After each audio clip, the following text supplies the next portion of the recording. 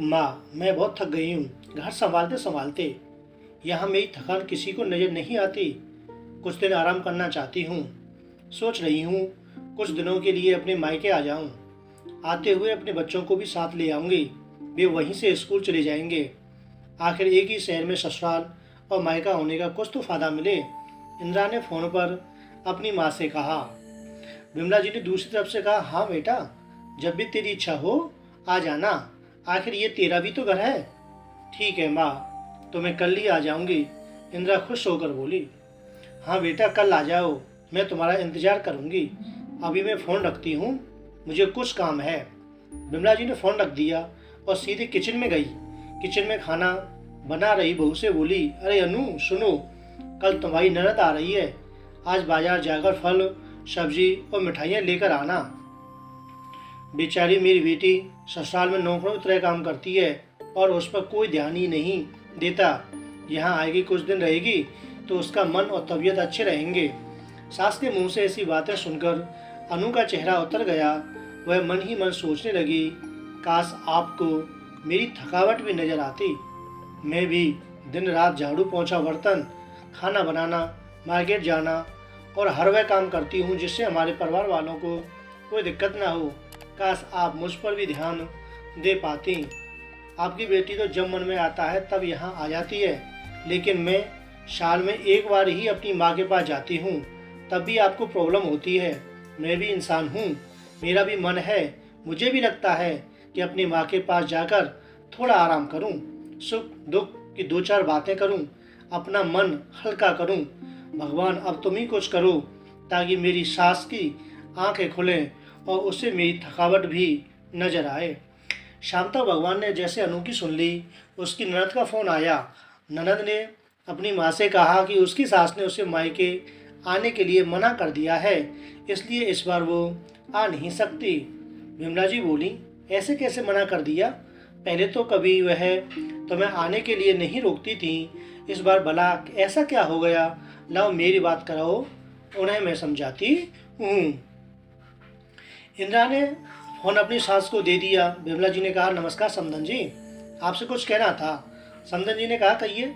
दरअसल कल त्योहार है, इसलिए बेटी अपने मायके आना चाहती है। अगर आप उसे भेज दें तो अच्छा रहेगा। इंदिरा की सास ने कहा, देखिए समधन जी, आपकी बेटी मायके जाकर रहे, इस बात के लिए हमने उसे कभी नहीं रोका और इस बात से हमें कोई प्रॉब्लम है भी नहीं। कुछ दिन पहले मैं अपने रिश्तेदार की शादी में गई थी। वहाँ आपकी बहू अनु की माता जी मुझसे मिली। उनसे गपशप करने दौरान उनकी बातों से पता चला कि अनु को साल में एक ही बार अपने मायके जाने का अवसर मिलता है और वह भी बहुत कम समय के लिए। मुझे लगता है आपको पहले अनु को उसके मायके भेज देना चाहिए। वह जब मायके होकर आ जाएगी तो मैं इंदिरा को आपके पास भेज दूंगी। एक बहुत जरूरी बात जो मुझे लगता है आपको समझ लेनी चाहिए कि आपको अपनी बहू को भी बेटी की तरह या बेटी से भी ज़्यादा प्यार देना चाहिए। उसे भी मायके जाने की इच्छा होती होगी। हो सकता है इंदिरा के वहाँ आने से उसकी आवभगत करने के लिए आप उसे उसके मायके नहीं भेजती होंगी, या फिर वह आपसे कुछ कहने से अभी डरती हो। अगर आप उसको घर में कैद रखेंगी तो एक दिन ऐसा आएगा जब वह आपके खिलाफ बोलने लगेगी। फिर वह आपकी सुनेगी भी नहीं, आपकी कोई बात नहीं मानेगी। उसकी जब इच्छा होगी तब वह अपने मायके चली जाएगी। ऐसी परिस्थिति आए, इससे अच्छा है कि आप ही कुछ बदलाव अमल में ले आएं, जिससे आपका रिश्ता और रिश्ते की मिठास खराब ना हो। विमला को अपनी समधन के हर शब्द में एक सच्चाई नजर आई। उन्हें महसूस हुआ कि उन्होंने अपनी बेटी के प्यार में अंधे होकर कभी भी अपनी बहू के मन का विचार नहीं किया। उन्होंने हमेशा ही अपनी बेटी को अपनी बहू से ऊपर रखा है। दूसरी तरफ इंदिरा भी अपनी भाभी के बारे में हो रही इस बातचीत को सुन रही थी। उसने भी महसूस किया कि वह कभी भी अपनी भाभी के साथ ठीक से बात नहीं करती है, अच्छा व्यवहार नहीं करती है, और जब भी वह मायके जाती है तो भाभी थोड़ी उदास रहती है। विमला जी ने अपनी बहू को बुलाया और उससे कहा कि अनु, कुछ दिनों के लिए नम्रता नहीं आने वाली है, इसलिए पहले तुम अपने मायके होकर आओ। यह सुनते ही अनु का चेहरा खिल गया, क्योंकि यह पहली बार था जब उसकी सास ने सामने से उसे अपने मायके जाने के लिए कहा था। अगले दिन अनु अपने मायके गई और इस बार एक दो दिन नहीं, पूरे हफ्ते भर रह कर आई।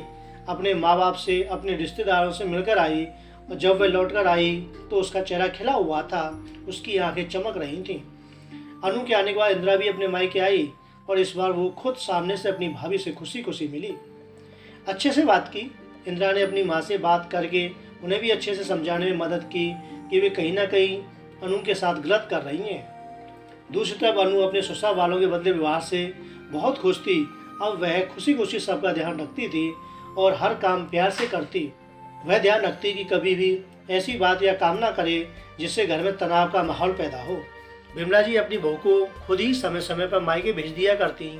एक छोटे से बदलाव ने सास बहू और भाभी ननद के बीच की कड़वाहट को दूर कर दिया और रिश्तों को और भी ज़्यादा मीठा और मजबूत कर दिया। तो दोस्तों, हम भी ऐसा ही करते हैं। जो दूसरे घर से बहू जो आती है उसको हम अपनी बेटी नहीं मानते हैं और उसे अपेक्षा करते हैं कि वह हमारा अच्छे से ध्यान रखे, हमारा सम्मान करे। तो वह हमारा मान सम्मान तभी करेगी जब उसको हम अपनी बेटी की तरह मानेंगे, एक अपने पुत्री की तरह उसके साथ व्यवहार करेंगे, उसकी जो सारी जो भावना है, भावनाओं की हम कद्र करेंगे तो वह भी हमारी भावनाओं की कद्र करेगी।